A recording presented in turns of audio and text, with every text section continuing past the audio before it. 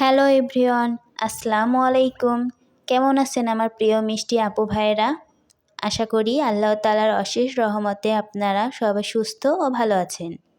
আমি নিজেও আলহামদুলিল্লাহ আল্লাহর অশেষ মেহেরবানিতে ভালো আছি।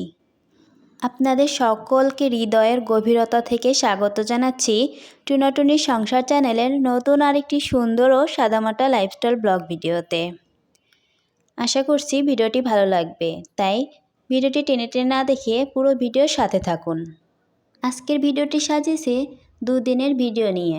দুদিনে সংসারের টুকিটাকি যে কাজকর্মগুলো করে থাকি সেইগুলো আপনাদের মাঝে শেয়ার করব। গত পর্বে ভিডিওতে দেখেছিলেন কিছু মেহমান এসেছিল, তাদের জন্য চায়ের ব্যবস্থা করেছিলাম। সেই অনেক থালা বাসনগুলো জমে গিয়েছিল। আড্ডা শেষ করে সবাই যখন চলে যায় তখন চলে আসি কিচেনে সেই থালা বাসনগুলো পরিষ্কার করার জন্য। বেশ অনেকগুলো থালা বাসন জমে গিয়েছিল। প্রথমে আমি সব চায়ের কাপগুলো সুন্দর করে ক্লিন করে নিলাম। ভালো মতো ক্লিন করে পানি ঝরাতে দিয়ে পাশে রেখে দিলাম। এবার চলে আসলাম যে প্লেট বাটিগুলো ছিল সেইগুলো সুন্দর করে পরিষ্কার করানোর জন্য। প্লেট বাটিগুলো পরিষ্কার করে বেসিংটা একটু ময়লা হয়েছিল, সেই বেসিংটাও আমি একটু পানি দিয়ে ভালো করে পরিষ্কার করে নিব। এবার আমি সব প্লেট বাটিগুলো সুন্দর করে ধুয়ে এই ঝুড়িতে পানি ঝরাতে রেখে দিব।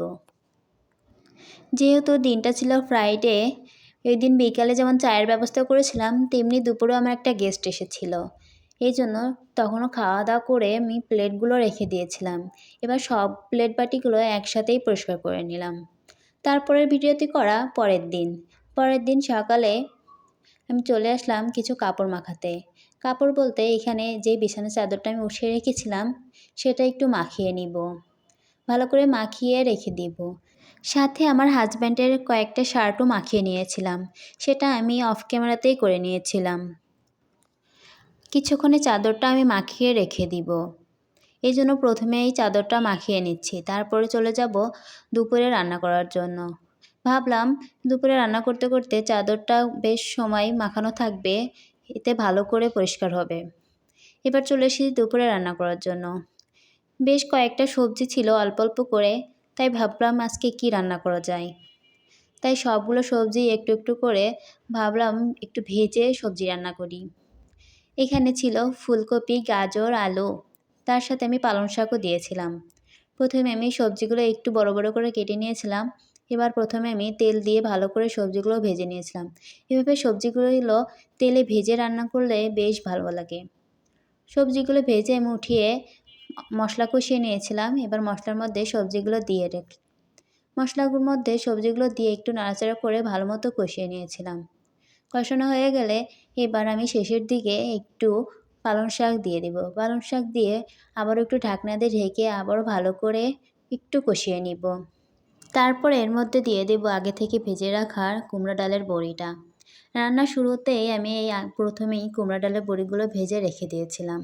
এবার সেগুলো দিয়ে একটু নাড়াচাড়া করে এবার আমি পরিমাণ মতো ঝোলের পানি দিয়ে দিব। ঝোলের পানি দিয়ে আমি মাছ দিয়ে দিব। আজকে সবজিতে আমি পাবদা মাছ দিয়েছি। মাছগুলো দিয়ে একটু ঢাকনা দিয়ে ঢেকে দিব। পাশের চুলায় চলে আসলাম ভাজিটা করার জন্য। আজকে সবজির পাশাপাশি আমি মিষ্টি কুমড়া ভাজি করব। এই মিষ্টি কুমড়া ভাজিটা আমার হাজব্যান্ড বেশ পছন্দ করে। আমি সব সময় এভাবে মিষ্টি কুমড়াটা ভাজি করি।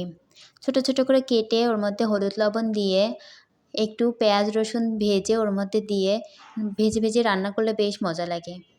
এদিকে মিষ্টি কুমড়া ভাজিটা করছিলাম, অন্যদিকে আমার সবজি রান্নাটা হয়ে গেছিলো। এবার আমি একটা গামলাতে সবজিগুলো নামিয়ে নিব। এই যে দেখুন সবজির কালারটা কতটা সুন্দর এসেছে। কালার যেমন সুন্দর এসেছে খেতেও কিন্তু বেশ মজা হয়েছিল। তারপর আমি এই চুলাতেই ভাজিটা করে নিলাম। রান্না শেষ করে অফ ক্যামেরাতে সবগুলো কাপড় পরিষ্কার করে সাথে নিজেও গোসল করে এবার চলে এসেছি ছাদে কাপড়গুলো মেলে দেওয়ার জন্য। আজকে ছাদে যে পরিমাণ রোদ ছিল সবাই কাপড় ধুয়ে দিয়েছিল। ছাদে জায়গা পাওয়া মুশকিল হয়ে গেছিল, তাও একটু জায়গা পেয়েছিলাম ভাগ্যিস, সেখানে আমি কাপড়গুলো একটু মেলে দিব। ভিডিওর এই পর্যায়ে এসে আপনাদের সবার কাছে ছোট একটা রিকোয়েস্ট, যারা ইতিমধ্যে আমার ভিডিওতে ক্লিক করেছেন প্লিজ ভিডিওটা কন্টিনিউ করার আগে একটি লাইক দিয়ে পাশে থাকবেন। আপনাদের এই ছোট একটি লাইক আমার জন্য অনেক বড় সাপোর্ট। এতে করে আমার ভিডিও আরও বেশি মানুষের কাছে পৌঁছে দিতে সাহায্য করে। এবং নতুন দিনের নতুন আরও ভালো ভিডিও বানানোর জন্য আমাকে ভীষণভাবে অনুপ্রেরণা জাগায়। তাই বুঝতেই পারতেছেন আপনাদের একটা লাইক আমার জন্য কতটা গুরুত্বপূর্ণ। আপনাদের সাথে কথা বলতে বলতে এদিকে আমার হাজব্যান্ডের সব শার্টগুলো আমি মেলে দিয়েছি। শার্টগুলো চিপে নিয়েছিলাম, এবার একটু ভালো করে ঝেড়ে তারপর নেড়ে দিয়েছি। তারপরে চলে আসলাম এই যে বিছানার চাদরটা মেলে দেওয়ার জন্য। কয়েকদিন যাবৎ রোদ না ওঠার না কারণে এই যে কয়েকটা দিন যে রোদ উঠতেছে, এখন ছাদে জায়গাই পাওয়া যায় না। সবাই যেন একসাথে সব কাপড়গুলো পরিষ্কার করে দেয়। সকালে প্রথমেই যদি এসে ছাদে কাপড়গুলো মেলে দিই তাহলে হয়তো জায়গা পেতাম, কিন্তু আমার কাপড়গুলো মেলতে মেলতে অনেক বেলা হয়ে গেছিলো। এই জন্য তেমন একটা জায়গা পেয়েছিলাম না। তবুও যতটুকু জায়গা পেয়েছি ততটুকু জায়গার মধ্যে এই কাপড়গুলো মেলে দিয়েছি। আজকে যেমন রোদ ছিল তার সাথে তেমন বাতাসও ছিল। কাপড়গুলো শুকাতে খুব বেশি সময় লাগবে না। তারপরে আর কোনো ভিডিও নেওয়া হয় নাই। সোজা চলে এসেছি সন্ধ্যার দিকে। সন্ধ্যার দিকে আমার হাজব্যান্ড বলল একটু পিঠা খেতে চাই, তাই চলে আসলাম একটু ভাপা পিঠা বানানোর জন্য। যদিও আজকে ভাপা পিঠায় নারকেল ছিল না, তারপরেও গুড় দিয়ে আজকে পিঠাটা বানিয়ে নিলাম। এই যে দেখুন আমি একে একে পিঠাগুলো বানিয়ে নিচ্ছি। প্রথমে আমি পিঠার সব কিছু আমি আগে থেকেই রেডি করে নিয়েছিলাম।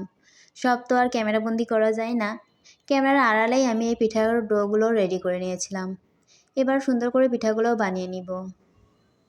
আমার চ্যানেলে যারা নতুন, আজই আমার চ্যানেলটি যারা ভিজিট করছেন, আপনাদের যদি লাইফস্টাইল ব্লগ ভিডিও দেখতে ভালো লাগে তাহলে চাইলে আপনি আমার চ্যানেলটি সাবস্ক্রাইব করে পাশে থেকে যেতে পারেন। সাবস্ক্রাইব করে পাশে থাকার বেল আইকনের অল অপশনটি বাজিয়ে রাখবেন, যাতে পরবর্তী কোনো ভিডিও দিলে আপনাদের কাছে নোটিফিকেশন পৌঁছে যায় এবং আপনারা সময় সুযোগ করে আমার ভিডিওটি দেখে নিতে পারবেন। আর আপনি যদি অলরেডি করে থাকেন তাহলে আপনাকে জানাই অসংখ্য অসংখ্য ধন্যবাদ। আর আমার ভিডিওর কোনো অংশে কিংবা আমার কথা কাজের মধ্যে কোনো অংশে একটু ভালো লেগে থাকে তাহলে একটু সুন্দর কমেন্ট করে জানিয়ে যাবেন। আপনাদের সুন্দর সুন্দর কমেন্ট পড়তে কিন্তু আমার বেশ ভালো লাগে। আর আমার কথার মধ্যে অনেক জড়তা আছে, প্লিজ সবাই ক্ষমা সুন্দর দৃষ্টিতে দেখে আমার ভিডিওটি দেখে নেবেন। এদিকে আপনাদের সাথে কথা বলতে বলতে আমি কিন্তু পিঠা প্রায় অনেকগুলোই বানিয়ে ফেলেছি। ছোটোবেলায় দেখতাম আমাদের বাসার পাশে এভাবে পিঠাগুলো ফুটা ফুটা করে তার মধ্যে গুড় দিয়ে পিঠাগুলো বানাতো, তাই ভাবলাম আজকে আমি এভাবে বানিয়ে ফেলি। এভাবে বানিয়ে আপনাদেরকে একটু বাসা থেকে এই যে গুড়গুলো নিয়ে এসেছিলাম সেগুলো একটু দেখিয়ে নিলাম। গুড়টা বেশ ভালোই ছিল, পিঠাগুলো খেতে বেশ ভালোই লাগছিল। শীতের দিনে সন্ধ্যাবেলায় গরম গরম ধোয়া ওঠা ভাপা পিঠা খেতে কিন্তু বেশ ভালো লাগে। কার কার ধোয়া ওঠা গরম ভাপা পিঠা পছন্দ কমেন্ট করে জানাবেন। একে একে আমি সবগুলো পিঠা বানিয়ে নিচ্ছিলাম। এখানে কিন্তু আমি বেশ কিছু পিঠা বানিয়েছিলাম। পিঠা বানাতে বানাতে আমি দুজনকে পিঠা দিয়ে এসেছিলাম। এবার এসে নিজেও একটা ভেঙে খেয়ে দেখছিলাম কেমন হয়েছে।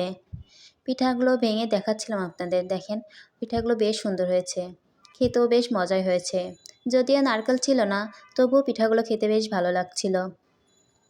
আপনাদেরকে পিঠা দেখাতে দেখাতে ভিডিও শেষ পর্যায়ে চলে এসেছি। সবার সুস্বাস্থ্য কামনা করে এখানেই বিদায় নিচ্ছি। সবাই ভালো থাকবেন, সুস্থ থাকবেন। আল্লাহ হাফেজ। আসসালামু আলাইকুম।